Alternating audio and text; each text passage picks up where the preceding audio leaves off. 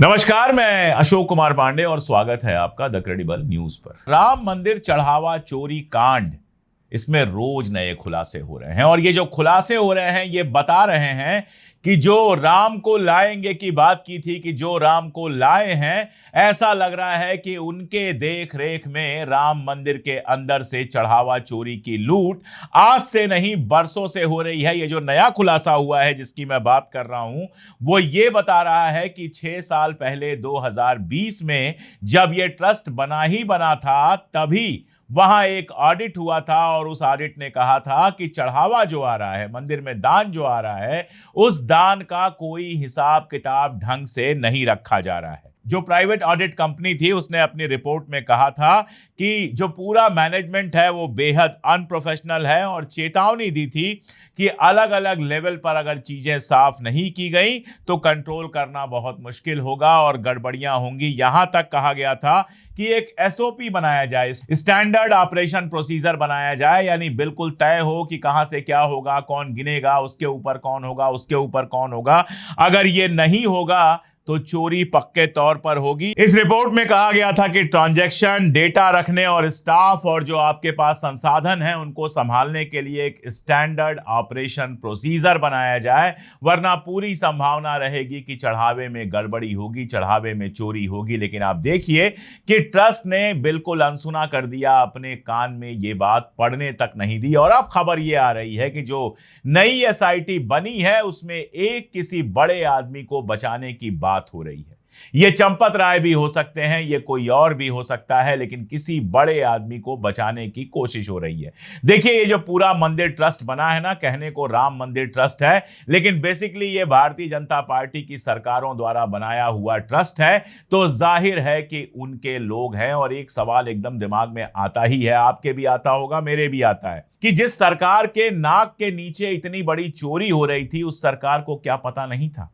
और अगर उस सरकार को पता था तो क्या उस सरकार के लोग भी इस चोरी में शामिल थे? और इन सवालों का जवाब तभी मिल सकता था जब इंडिपेंडेंट कोई इंक्वायरी होती और सबके सामने उसके रिजल्ट रखे जाते। लेकिन एसआईटी बनाकर मामले को रफा दफा करने की कोशिश की गई थी। उसके बावजूद जितना कुछ सामने आ रहा है वो बेहद परेशान करने वाला है, बेहद चौंकाने वाला है। ट्विटर पर एक पत्रकार जो भारतीय जनता पार्टी के करीब माने जाते हैं, उनका कहना है कि उनके पास विश्व हिंदू परिषद के किसी लीडर का फोन आया और उन्होंने कहा कि घर की बात घर में रहे, आप राम मंदिर की चोरी पर इतनी बातें क्यों कर रहे हैं? तो उन पत्रकार महोदय ने कहा कि मैंने उनसे कहा कि इससे हिंदू धर्म का अपमान हो रहा है, घर की बात घर में रहने वाली बात नहीं है, बात करनी पड़ेगी। अब उन पत्रकार महोदय का सच क्या है वो मैं नहीं जानता, लेकिन दुनिया जो देख पा रही है वो ये देख पा रही है कि ऐसी चोरी शायद पहले कभी नहीं हुई होगी। देखिए, एक महिला है, उनका नाम है अनीता भारद्वाज। उन्होंने एक फोटो भी जारी किया है।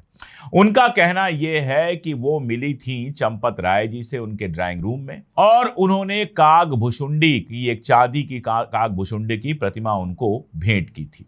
अब देखिए, काग भुशुंडी की कहानी पुरानी है, भगवान राम के बचपन से जुड़ी हुई है और वहां पर चूंकि राम का जन्म हुआ कहा जाता है, राम लला कहा जाता है वहां पर, तो उन्होंने श्रद्धा के साथ वो चांदी की काग भुशुंडी महासचिव चंपत राय को सौंपी थी। लेकिन ऐसा लगता है कि काग भुशुंडी को लेकर भी कोई चंपत हो गया है। उनका यह कहना है कि मंदिर में बहुत भीड़ थी तो उन्होंने कारसेवकपुरम में दान दिया था, लेकिन कई बार उन्होंने बात की, उसके बावजूद न उनको रसीद दी गई, ना ही उनकी बात का कोई जवाब दिया गया। उनका कहना है कि उनसे कहा गया था कि अंदर फोटोग्राफी नहीं हो सकती है, इसलिए यहां पर ही आप चांदी की काग भुशुंडी दे दीजिए। और फोटो दिखा रहा है कि उन्होंने चांदी की काग भुशुंडी दी है।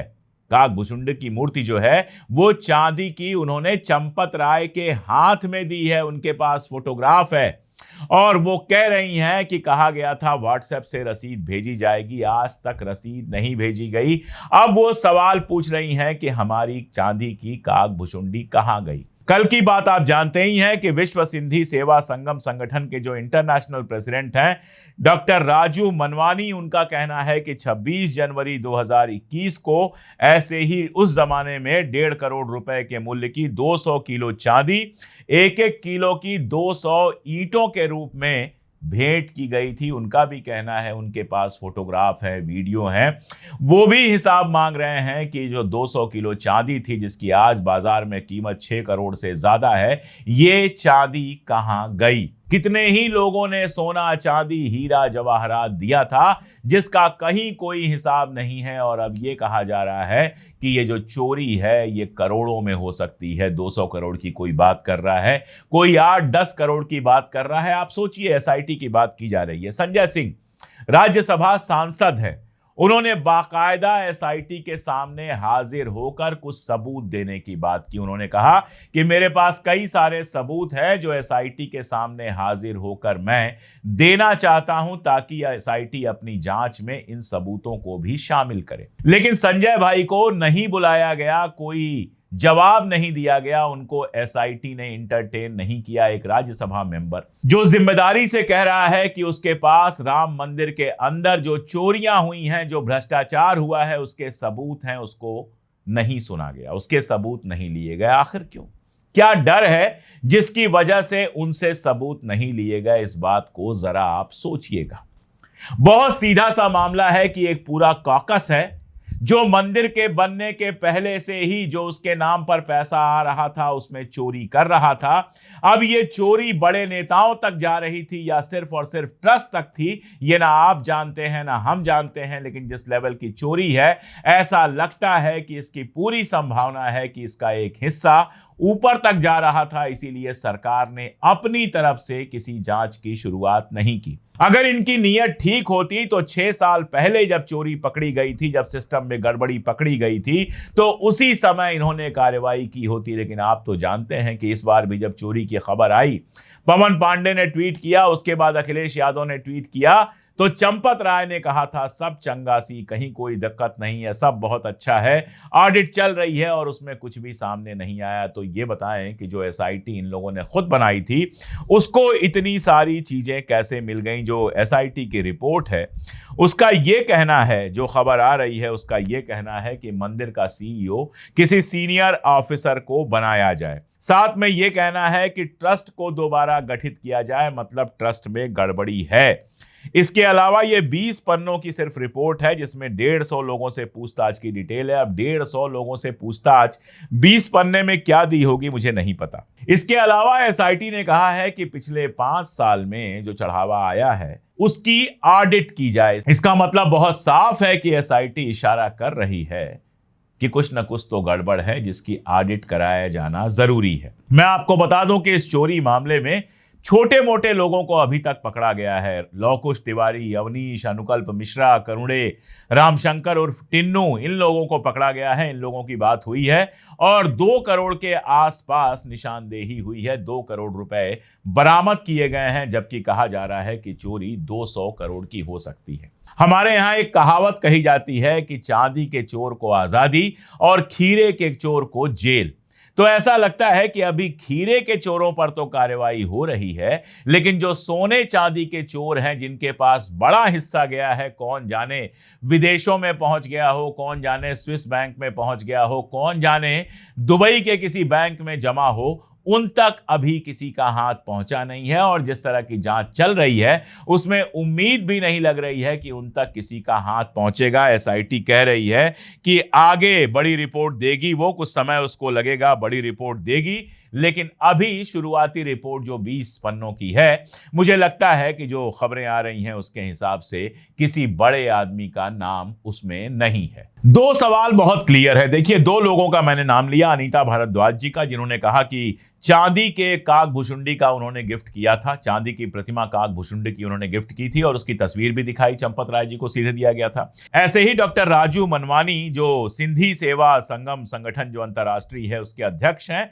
उनका कहना है कि 200 ईंटें चांदी की दी गई थी। दोनों लोगों का कहना है कि हमको कोई रसीद नहीं दी गई थी, बाकी सब छोड़ दीजिए, रुपया पैसा सब छोड़ दीजिए, केवल ये 2 ठोस चीजें हैं। अगर चंपत राय ईमानदार हैं, अगर चंपत राय इस चोरी में शामिल नहीं है, अगर चंपत राय के जानकारी के बिना ये सारी चोरी हुई है, तो ये जो 2 सामान सीधे चंपत राय के हाथ में दिया गया था उसको लेकर कौन चंपत हो गया, ये उनको बताना चाहिए। और अगर नहीं कोई चंपत हुआ है, अगर राम मंदिर के कोष में अभी भी काग भुषुंडी जी हैं चांदी के, और ये 200 शिलाएं जो 6 करोड़ के आसपास की आज हैं अगर हैं, तो उनको एक प्रेस कॉन्फ्रेंस करना चाहिए। उस प्रेस कॉन्फ्रेंस में दिखा देना चाहिए कि देखिए ये वो काग भुषुंडी है जो अनीता जी ने दी थी, और ये वो 200 शिलाएं हैं जो सिंधी समाज ने हमको दी थी। इतना कर दे, दूध का दूध पानी का पानी हो जाएगा।